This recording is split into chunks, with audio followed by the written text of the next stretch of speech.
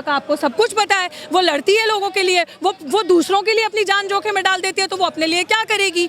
तो उन लोगों को शायद ये नहीं पता होगा, उन लोगों को लगा होगा कि डरा देते हैं, धमका देते हैं, इंसान की लाइफ क्या लाइवलीहुड से खेल लेते हैं। So this is my constitutional right, I will chase it no matter what, I will chase it and I will fight for my right no matter what will happen. दलितों के साथ लगातार हो रहे हैं अत्याचार। जैसा कि आप सभी जानते हैं कि चाहे उत्पीड़न का मामला हो, चाहे यौन शोषण का मामला हो या फिर किसी ज़मीन का विवाद का मैटर हो, बताया जाता है कि दलितों के ऊपर लगातार उनको दबाया जाता है, उनकी आवाज़ों को दबाया जाता है और लगातार उत्पीड़न करने का जो मामला है ये चलता आ रहा है, सदियों से चलता आ रहा है। इसका कोई तरीके से समाधान नहीं निकाला जा रहा है। ठीक ऐसे ही एक मामला दिल्ली यूनिवर्सिटी से आया है, जिसमें एक जो दलित शिक्षिका हैं उनके साथ एक ऐसा ही मैटर आया है जिनमें उनको पढ़ाने नहीं दिया जा रहा है, जबकि वो पिछले 1 साल से उसमें कार्य भी कर चुकी हैं और साथ ही साथ अब बताया जा रहा है कि बिना किसी लेटर के, बिना किसी बातचीत के ही उन्हें निकाल दिया गया है। इसको देखते हुए यूनिवर्सिटी के बाहर एक बड़ा जन आंदोलन किया गया। डॉक्टर रितु को इस बात की सजा मिल रही है क्योंकि वो दलित है, इसलिए उन्हें यूनिवर्सिटी के अंदर पढ़ाने नहीं दिया जा रहा है। आइए सुन लेते हैं डॉक्टर रितु सिंह से उन्हीं की बातें, उन्हीं की जुबानी। यही सबसे दुखद है कि मुझे उसके पीछे की वजह ही नहीं मालूम, मेरी गलती क्या है मुझे मालूम नहीं है, जिसकी सजा मैं पिछले 1 महीने 5 दिन से काट रही हूँ। जिसकी सजा एक होता है ना कि किसी भी सिस्टम में आप छोटी से छोटी ऑर्गेनाइजेशन, बड़ी से बड़ी ऑर्गेनाइजेशन, इवन हमारे घर में भी मम्मी बेमतलब चांटा मारती है, किसी को चांटा मारेगी तो बताएगी ना गलती, या पहले गलती बताएगी, नहीं मानेंगे तो फिर चांटा मारेगी।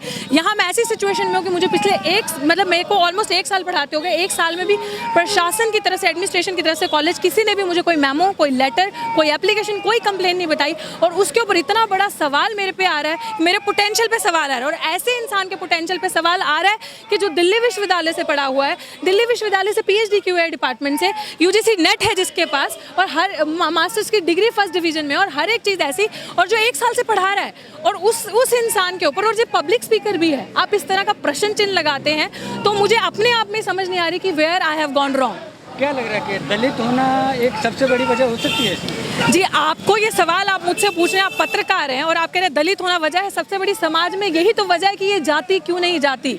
जो बड़े बड़े सेलिब्रिटीज़ बातें करते हैं रिजर्वेशन खत्म हो जाना चाहिए, बड़े बड़े सेलिब्रिटीज़ कहते हैं छूत नहीं है, अब सब चीज़ें बदल गई हैं, तो आप इमेजिन कर सकते हैं कि दिल्ली विश्वविद्यालय, दिल्ली यूनिवर्सिटी क्या कॉलेज है ये? आप समझते हैं ना, टॉप कॉलेज में आता है, एक नाम है, दुनिया चाहती है यहाँ के पढ़े।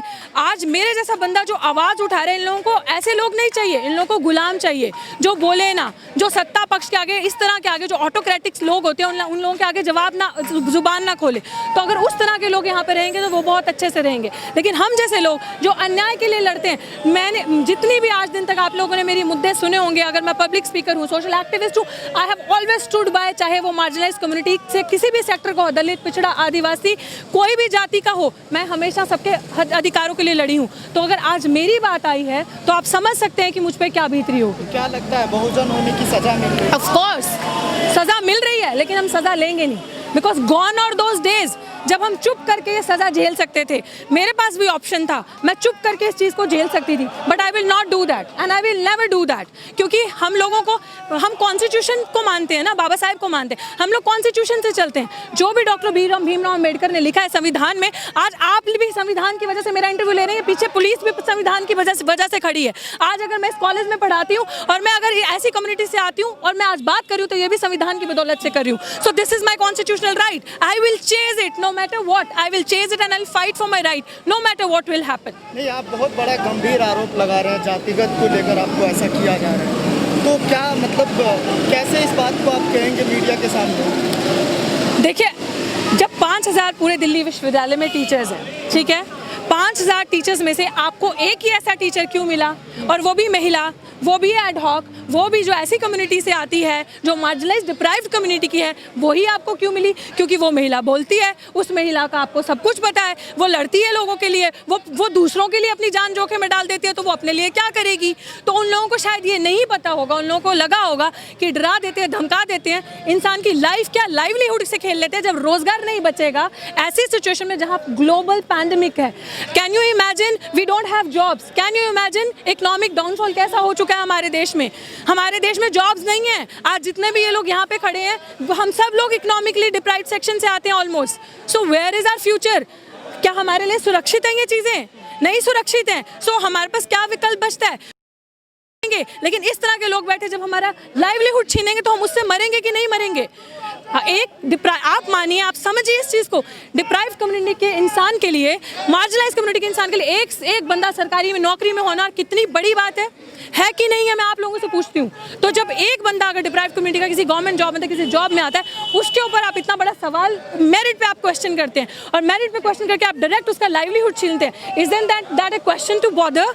क्या इन लोगों को ये चीज़ बॉदर नहीं करती कि आप किसी पे सवाल उठाते हैं इस तरीके का, जो बोल रहा है उसकी आवाज़ बंद करते हैं? इस कॉलेज की प्रिंसिपल का माइंडसेट आरएसएस विचारधारा का लग रहा है, क्या लग रहा है इस तरह की? क्या आप उसकी जो देखिए, मैं महिलाओं के प्रति एक टीचर, एक दलित महिला देखिए दलित महिला के प्रति ये जो नैरेटिव आपने बोला है कि आरएसएस का है या क्या है, that I really don't want to go into.